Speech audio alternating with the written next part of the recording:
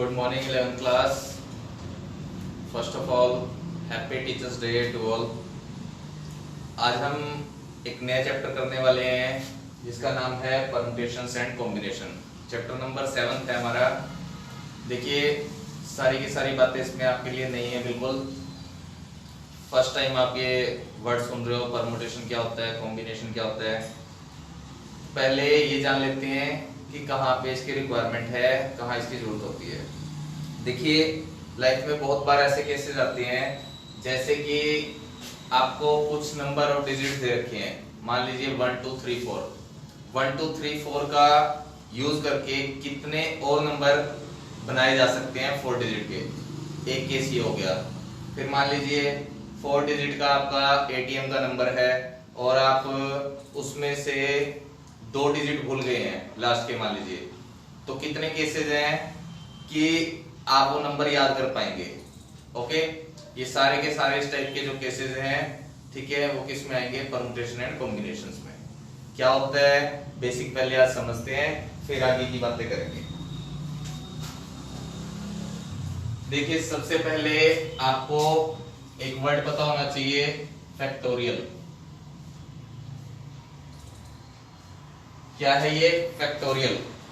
Factorial क्या होता है? मान लीजिए n फैक्टोरियल निकालना है। n फैक्टोरियल का फॉर्मूला क्या होता है? n -1 n-2 n-3 up to 1। इस बात को समझेंगे क्या मतलब है इसका। जैसे मान लीजिए 5 फैक्टोरियल है। 5 फैक्टोरियल का मतलब क्या है? 5 -1 यानी कि 4, 5 -2 यानी कि 3, फिर 5 -3 2 और 1 तक जाएंगे, तो ये हो जाएगा 120। क्या इतनी बात समझ आई?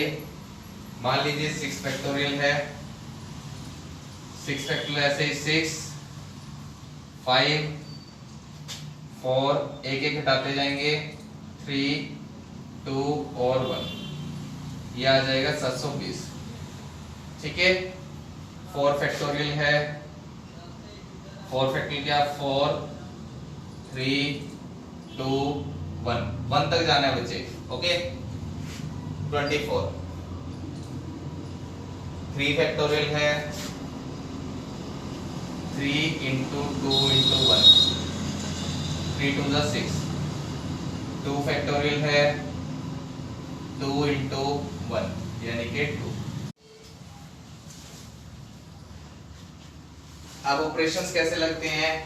मान लीजिए आपके पास दे रखा है 5 फैक्टोरियल डिवाइड बाय 2 फैक्टोरियल। इसको हम सोल्व कैसे करेंगे? 5 फैक्टोरियल पहले सोल्व किया, 5 into 4 into 3 into 2 into 1। नीचे क्या आएगा? 2 into 1। 2 into 1 से कैंसिल हो गए, तो ये क्या रह गया? 60। ठीक है जी, ये आंसर है। तो ऐसे ही हमने सेकंड एक्सरसाइज में सोल्व करना है। अभी हम पहले सेकंड एक्सरसाइज करेंगे, फिर फर्स्ट पे आएंगे। ओके, तो एक्सरसाइज स्टार्ट करते हैं हमारी।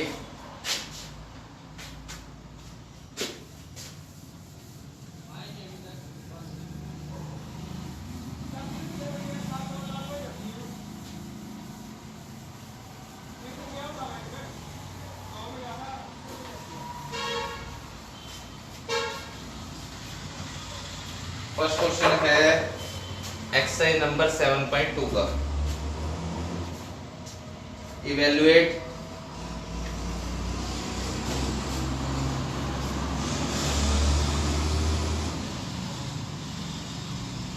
इवेल्युएट 5 फैक्टोरियल,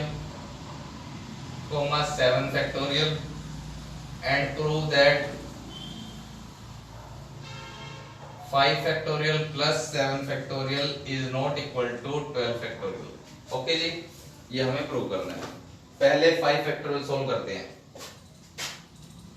5 फैक्टोरियल मैंने अभी सोल्व करके दिखाया था आपको।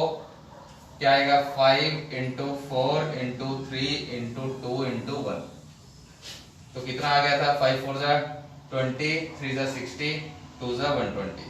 Okay 7 factorial, 7 into 6 into 5 into, देखिए 5 फैक्टोरियल भी सोल्व किया, आगे 5 4 3 2 1 ऐसे आएगा, तो मैं इसको 5 फैक्टोरियल लिख सकता हूं।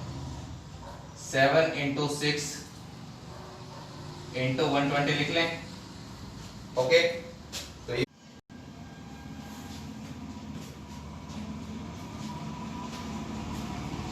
देखिए हमें प्रूव क्या करना है, 5 factorial plus 7 factorial, 5 factorial plus 7 factorial कितना आएगा, प्लस 7 फैक्टोरियल ये आएगा 120 प्लस 5040, 0 4 और 2 6 1 5 5160, और 12 फैक्टोरियल देखिए आप 5040 इंटू में ये, तो इसका मतलब 12 फैक्टोरियल तो इससे कई गुना ज्यादा बड़ा आएगा। तो इट इज क्लियरली आपको मल्टीप्लाई करके दिखाना है इसको, अगर एग्जाम में क्वेश्चन आता है तो, ठीक है। 5 factorial plus 7 factorial is not equal to 12 factorial, ठीक है जी। नेक्स्ट क्वेश्चन पे चलते हैं।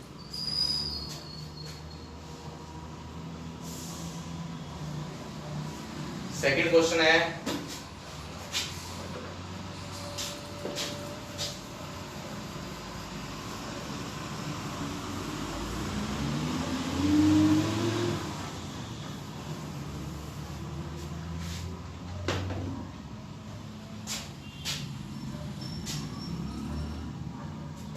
compute 8 factorial, 4 factorial and show that 8 factorial divided by 4 factorial is not equal to 2 factorial। कोई बड़ी बात नहीं है, इस तरीके से आप सोल्व कर सकते हो जैसे हमने पिछले क्वेश्चन किए हैं। तो 8 फैक्टोरियल क्या आ जाएगा, 8 इंटू 7 इंटू 6 5 फैक्टोरियल। देखिए यहां तक कि हम वैसे तो वैल्यू निकाल के आए हैं अभी 5040, 7 फैक्टोरियल की वैल्यू 5040 7 फैक्टोरियल तक, और गुणा में 8 कर देंगे, ठीक है जी। ये आपके ऊपर छोड़ता हूं मैं मल्टीप्लाई करना। 4 फैक्टोरियल डायरेक्ट याद कर लो 24 होता है, ओके। इन दोनों को डिवाइड करेंगे तो 2 के बराबर तो नहीं आएगा, ओके। इन दोनों को मल्टीप्लाई करके जो आएगा 8 फैक्टोरियल यानी कि डिवाइड बाय 24 2 फैक्टोरियल नहीं आएगा, यहां से बात शो हो जाएगी। ये क्वेश्चन आप कर लेना, ओके। नेक्स्ट चलते हैं थर्ड क्वेश्चन पे।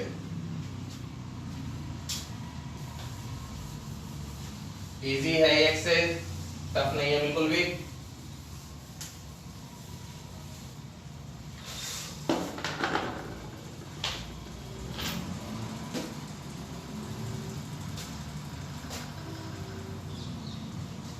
थर्ड क्वेश्चन है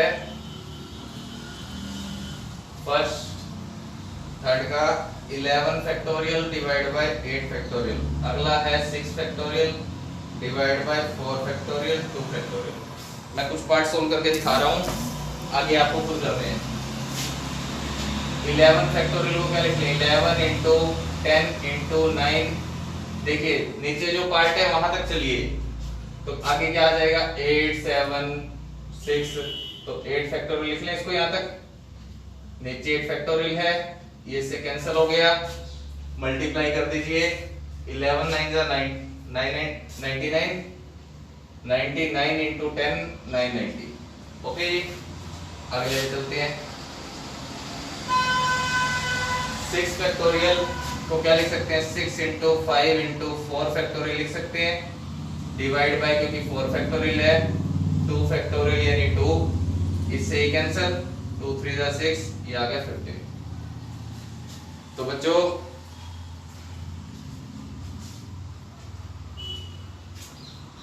थ्री क्वेश्चन तक आपके हो जाएंगे, इसलिए उम्मीद करता हूं आपको ये फैक्टोरियल वाला पार्ट समझ आ गया होगा। तो आज के लिए इतना ही, थैंक यू।